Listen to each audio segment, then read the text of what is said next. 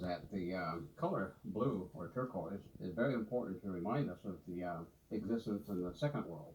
And that's the world before coming into this world, the turquoise world or the blue world. And it is that that existence that we lived in as spirit being, we had to retain certain types of information. And so we still have that information, but it is that here in this life, in the third world, we have to wear the turquoise. And so the turquoise is always there to remind us that we came from a previous existence and the world of the turquoise world or the blue world. It is also that the necklace is worn to let the holy people know that we understand that we came from their presence and we are their children, their actual offspring. We call this necklace yo, but anything of value and anything that symbolizes something sacred, we call it yoda. Yoda is the name that is given to sometimes wealth, but I think that's misleading because it is something of value and something of sacred significance.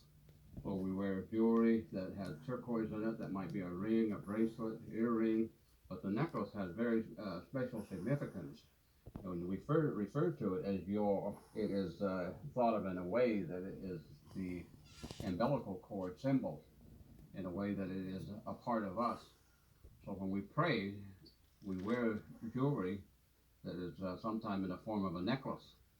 And it is that this particular necklace that I wear has two loops down at the bottom. And these two loops symbolize the male and the female, and also the actual strands of the necklace itself has two strands as well, which is to symbolize male and female. And between each turquoise on the necklace, generally it was fashioned or made in a way that it had two shells, beads between each turquoise, symbolizing also the male and the female. But there, on each strand there is one part where there are four shells on the strand. And this is for a very special purpose as well, to remind us everything in this world is based on the sacred number 4. And so there's a lot of significance to the idea of us wearing the jewelry, especially the turquoise necklace.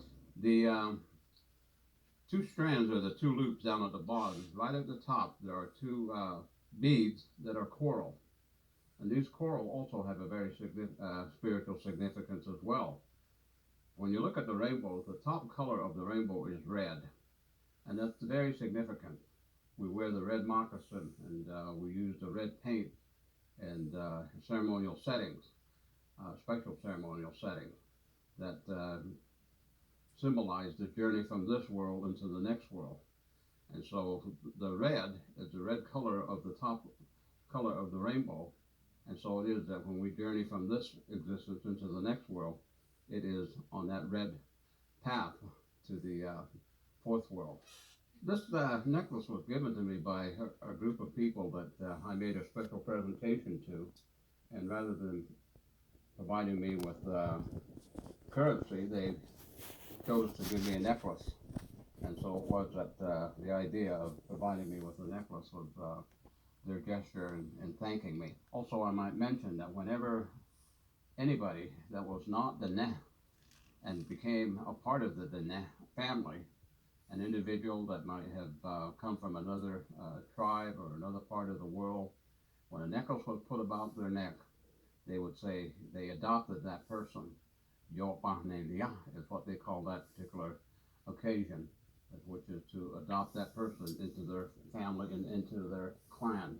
Many times people talk about the protection offered by the turquoise. I think that the protection actually comes from the prayer that you make as a child of the holy people. And so it is that is the protection that they talk about, and to make sure that you wear the turquoise when you offer up your prayers. In the teaching of our people, turquoise was not something to be dug into the ground to acquire.